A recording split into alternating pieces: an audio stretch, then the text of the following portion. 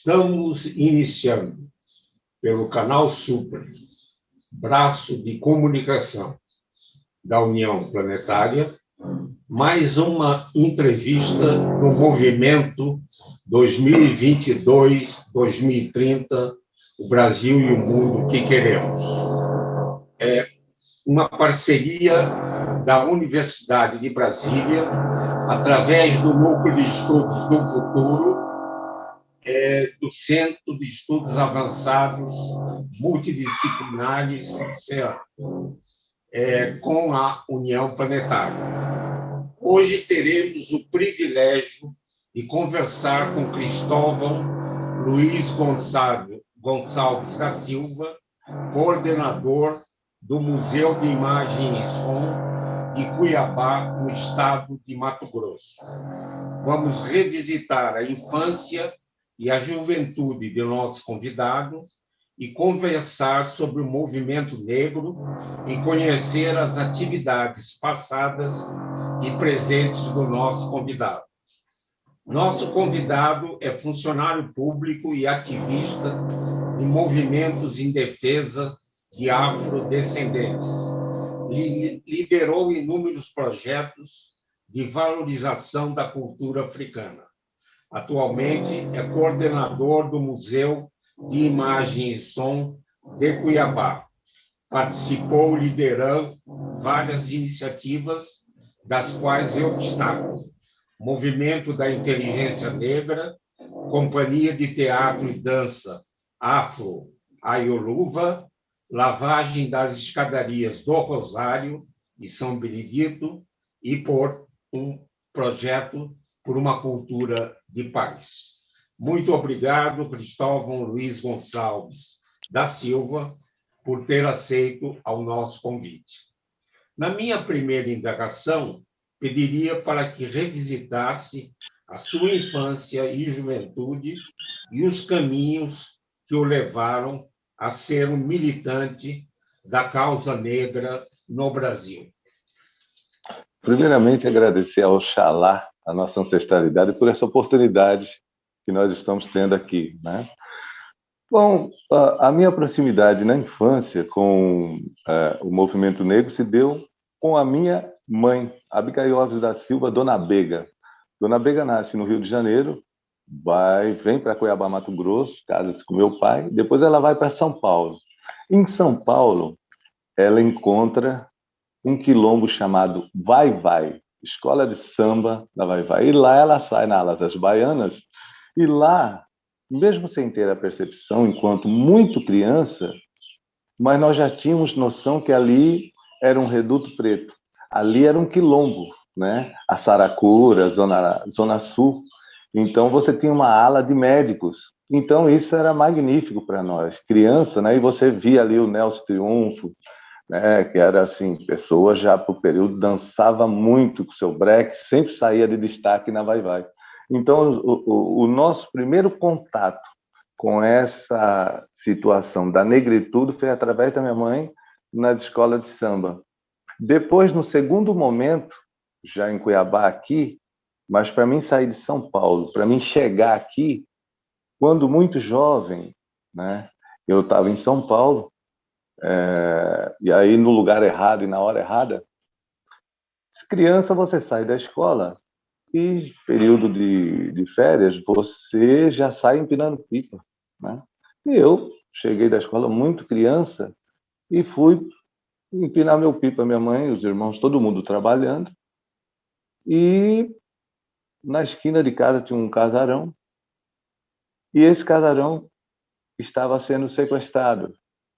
Eu passei com meu pipinha na frente, eles me pararam, né, quem estava sequestrando, e falou: olha, eu sei que você mora aí nessa casa, seus familiares moram aí, se porventura nós fomos presos, nós vamos voltar aqui. Quer dizer, tinha gente do meu bairro e tinha gente de fora, né? E foi dessa forma que do dia para a noite eu deixei São Paulo, deixei a infância, deixei tudo e vim embora para cá. Aí eu voltei para São Paulo depois de 20 anos, né? Então, quer dizer, a infância em São Paulo, eu presenciei esse sequestro, né? Porque de manhã, aí depois do pipa, eu fui para dentro de casa e só saí na hora que os irmãos, a mãe chegou. Mas na hora que a minha mãe chegou com os meus irmãos do trabalho, 6 e pouco, a rua já estava assim, muitas polícias, muito aquela situação.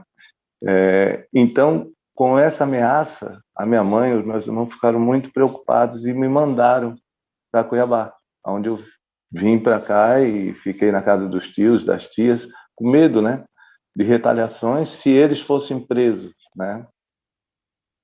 E daí aqui, essa proximidade com o movimento aqui, meu irmão vem para cá, é o primeiro vereador negro a se eleger aqui com a questão das relações étnico-raciais enquanto militante negro, e aí eu começo a acompanhar ele já no meados de 85, o seu Geraldo Costa convida ele, que foi um dos idealizadores do Consciência Negra aqui em Cuiabá, para fazer parte. Em 88 ele se elege e eu começo a acompanhar ele nas reuniões, né? Porque eram núcleos de família, o Grupo de União Consciência Negra, né? Era núcleo de família para discussões das relações étnico-raciais, ações afirmativas. E eu acompanho ele também quando eles fazem o manifesto Liberte Mandela, eles escrevem essa carta. E aí foi dessa forma que lá em São Paulo foi através da minha mãe e aqui foi através do meu irmão, né?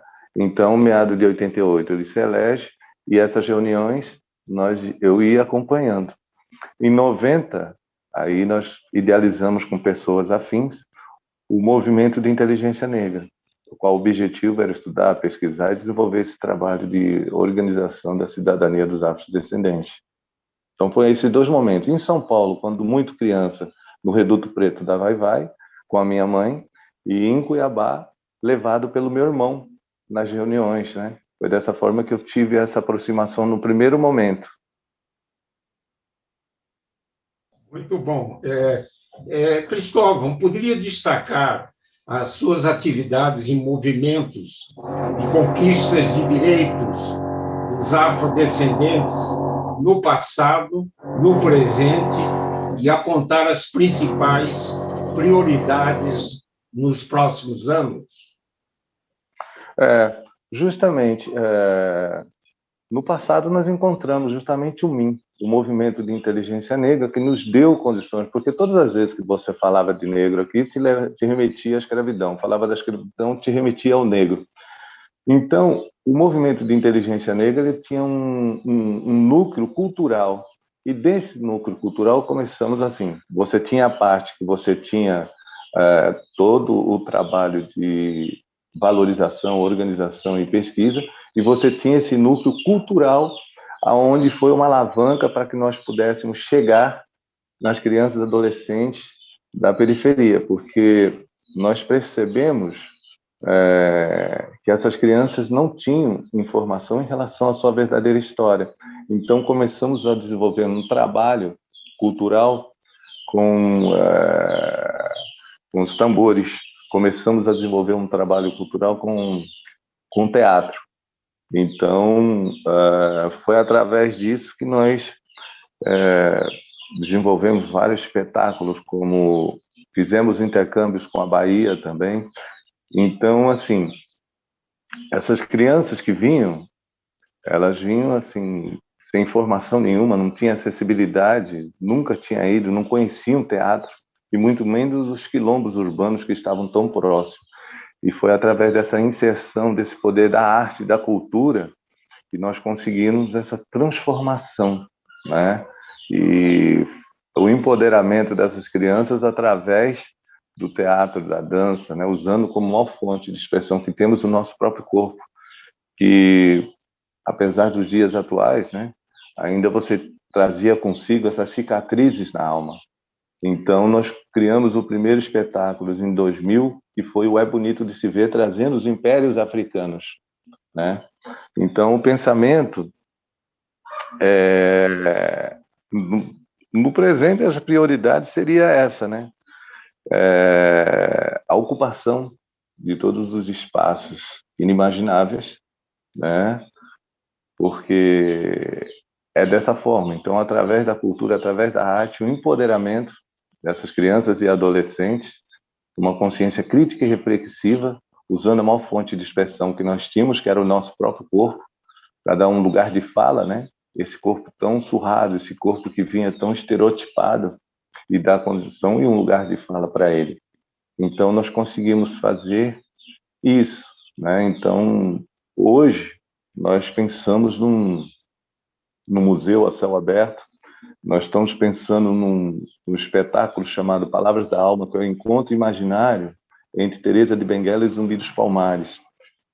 Então, é através da arte que nós conseguimos esse empoderamento, né? É através da arte que nós conseguimos traçar essa linha, essa meta, com essas crianças, com esses adolescentes que hoje são pais de família, constituíram família, né? E também fizeram as suas opções, como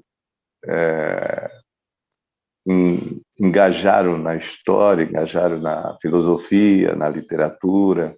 E isso foi muito bacana, né? Porque isso mostra que você, através da arte e da cultura, você pode ser o que você quiser. E a gente conseguiu essa transformação com essas crianças, né, da comunidade. Cristóvão, poderia nos falar sobre o projeto Kizomba, que foi objeto de pesquisa na Rota da Ancestralidade Negra, em Cuiabá?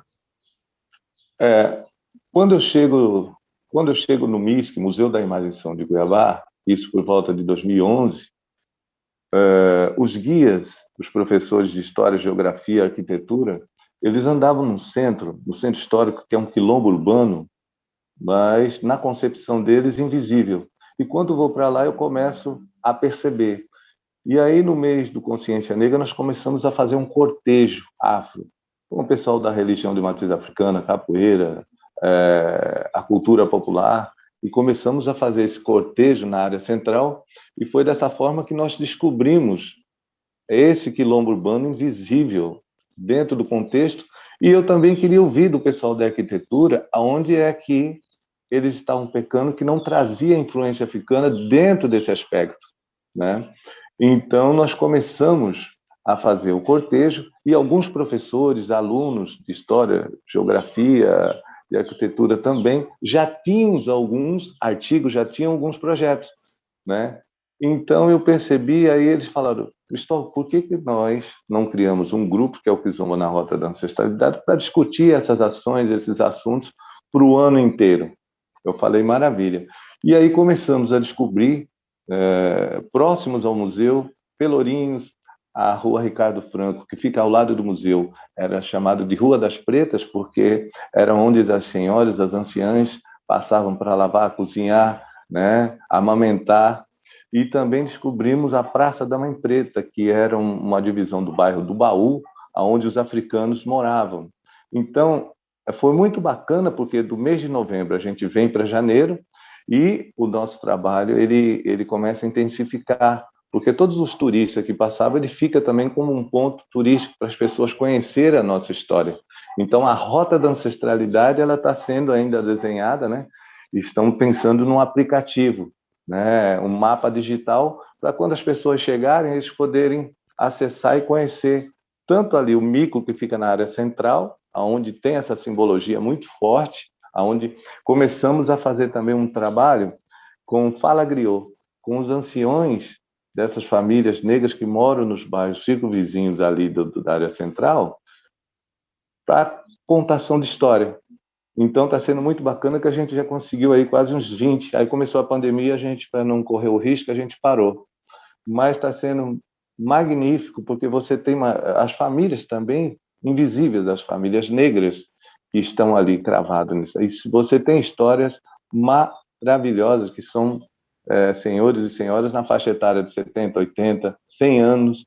Então, quando você para ouvi-los, é maravilhoso. Então, a Rota da Ancestralidade nos deu essa condição, né, de poder aproximar desse quilombo urbano cravado no centro histórico de Cuiabá e que ninguém conhecia, né, e que agora nós estamos dando visibilidade, né, desencravando ele ali. Então, isso foi muito, muito... nós fomos muito felizes, né? Eu acho que a ancestralidade deu a sua parcela de contribuição aí também. Muito bom. Cristóvão, atualmente é coordenador do Museu de Imagem e Som de Cuiabá, que foi criado em 2006. Poderia ressaltar a importância desse museu e destacar algumas iniciativas importantes?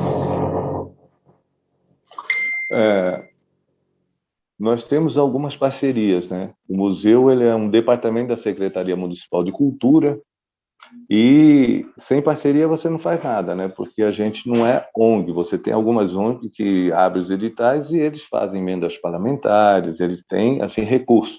E o recurso que nós temos ele vem da Secretaria Municipal de Cultura. Então você tem que fazer as parcerias e graças ao Oxalá nós conseguimos muitas parcerias. Por exemplo, nós ao entrarmos ao museu, ao redor você tinha o Beco do Candeeiro ali, que hoje foi reformado, mas até pouco tempo atrás era uma cracolândia.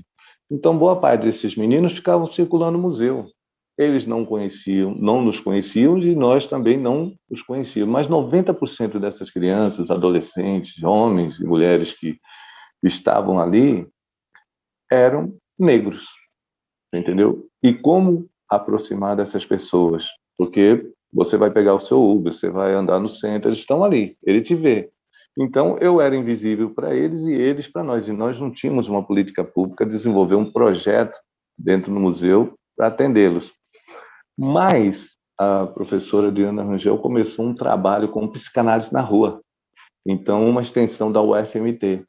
Então, ela, há 5 anos dela, o doutorado dela foi feito em cima disso e ela continua lá. Com a pandemia deu uma desacelerada, eles criaram um consultório para atender o povo da rua. E foi dessa forma que eu entrei com a cultura e a arte. Então, nós começamos a desenvolver na praça onde eles ficavam ali, o Samba da Bênção, com a parceria com a Igreja de São Benedito, desenvolvemos também o Bendito Almoço, né, para arrecadar fundo para manter o consultório, né, do psicanálise na rua, ali, e é para atendê-los. Esse é um deles. O outro foi com o Quilombo. Aqui tem o Quilombo do Livramento, do Mata Cavalo de Cima. E eles não tinham como fazer girar. E muitas vezes os atravessadores iam lá, pegavam por um preço o produto alimentício dele e aqui vendiam por osso. Então, na Praça da Mandioca, quando eu falei para você que é esse Pelourinho, nós fizemos uma feira onde eles poderiam vir do quilombo e eles mesmos vender os seus produtos, né? E isso foi muito legal. Nós estávamos até 2 anos já com eles, trazendo os produtos, né, orgânicos para se vender aqui. Mas aí começou a pandemia, a gente deu uma parada. Aí hoje eles estão fazendo cestas, aí liga e eles vêm só entregar, para não correr o risco também.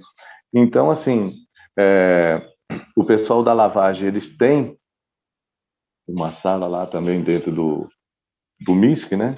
Porque aí é onde eles fazem toda a organização, né? E aí um aspecto bacana é que nós trouxemos a parte indígena, a parte muçulmana, que tem uma mesquita aqui, os quilombolas, e por uma cultura de paz, que é aquilo que eu estava falando. Então, cada um tem a sua religião, mas na hora de fazer a lavagem, de você jogar água de cheiro para lavar todo esse ódio, toda essa questão de preconceito, discriminação, então eles estão juntos, né? E isso foi um ganho muito importante para nós também, né? Então, ali no museu, você tem essa conexão, né, com os africanos também, que fizeram, os africanos de língua portuguesa que fizeram o intercâmbio com a UFMT, nós também tivemos uma proximidade muito grande com eles. Alguns casaram e retornaram para o seu país de origem e outros continuaram em Cuiabá. Então, o museu ele tem essa conexão também com eles, né? Então, assim, o museu ele tem esse aspecto, mas a gente tirou aquela, como que eu vou dizer para você? Eu trouxe ele muito mais para uma casa acolhedora do que um aspecto de museu na íntegra, digamos assim. Então, por exemplo, tem um projeto interessante que acho que 2, 3 meses começou na prefeitura, já com as ações afirmativas. São 30 pessoas de várias instituições, jovens, por exemplo. Comigo está lá comigo hoje no museu um haitiano. Ele fala francês, fala crioulo e fala inglês. E aí começamos a desenvolver. Lá na secretaria tem uma trans também, do GLBT. Então, muito bacana esse projeto de ações afirmativas e aonde eles já estão. O haitiano que está lá comigo, o Franão, o Vitor, começamos a desenvolver, porque lá começamos um trabalho com música, começamos um trabalho com percussão, com chequerê somente para mulheres, e o Vitor é apaixonado por Bob Marley, né?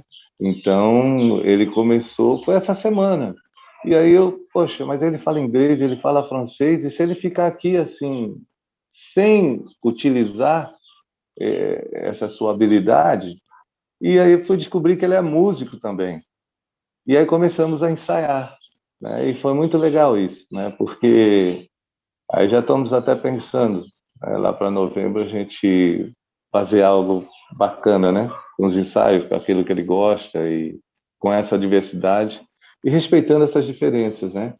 E é isso, o museu tem esse papel de respeito para com essas diferenças. Então, lá nós temos esse trabalho de proximidade, de parceria com o Quilombo, esse trabalho com os Cannabis na Rua, esse trabalho com o Festival de Cinema também, né?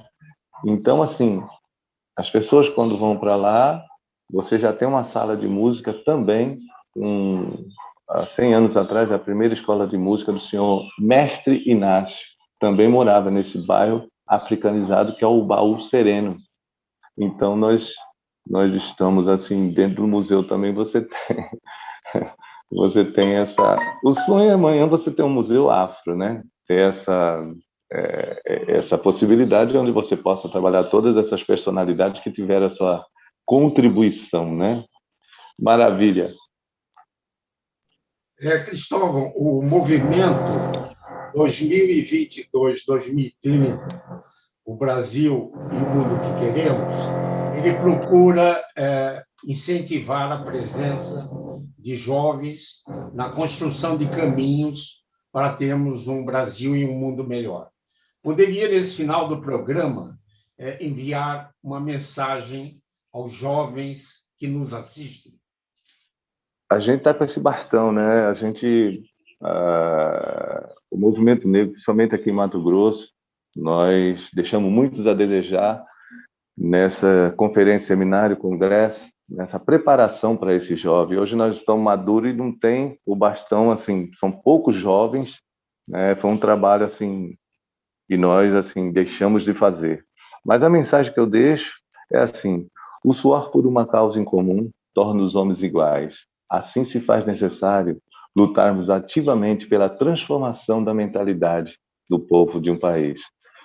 James Banduin dizia o seguinte, amigo do Martin Luther King, dos Estados Unidos: nem tudo que se enfrenta pode ser modificado, mas nada pode ser modificado se não for enfrentado.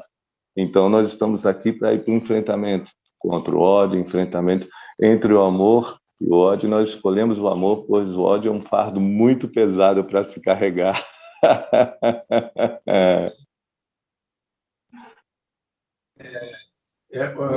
Cristóvão, quando você comentou, né, na primeira indagação, né, da influência do vai-vai, né, da escola de samba, do vai-vai de São Paulo, eu me lembrei que o nosso grande educador, Darcy Ribeiro, na noite anterior que ele faleceu, ele quis dar uma aula a um jovem. Foi chamado um jovem e ele explicou ao jovem que ele se orgulha de fazer duas coisas. Uma, o Sambódromo, lá no Rio de Janeiro, e outra, a universidade. E dizendo que na universidade a gente tem a cultura acadêmica e no Sambódromo a cultura popular. E é tão importante a cultura acadêmica como popular. Eu quero lhe elogiar pela sua bela atividade, né, de revisitar e estimular o conhecimento da cultura africana e a presença aqui dos negros no Brasil vai além da cultura e da vergonha que foi a escravidão. E é importante a gente reconhecer tanto os negros, os pardos, os indígenas, os muçulmanos. Eu acho que o museu não tem um nome disfarçado de Museu de Imagem e Som. Na realidade, é um museu da paz, que coincide muito com os ideais do nosso movimento e da União Planetária. Então, gratidão, irmão Cristóvão, por essa excelente, importante, interessante conversa. Esse e outros programas do movimento 2022-2030, o Brasil e o Mundo que Queremos, podem ser acessados no YouTube do canal Supre. Eu agradeço a atenção de todos que estiveram nos acompanhando durante essa conversa e voltaremos a nos encontrar em uma próxima oportunidade. Até lá!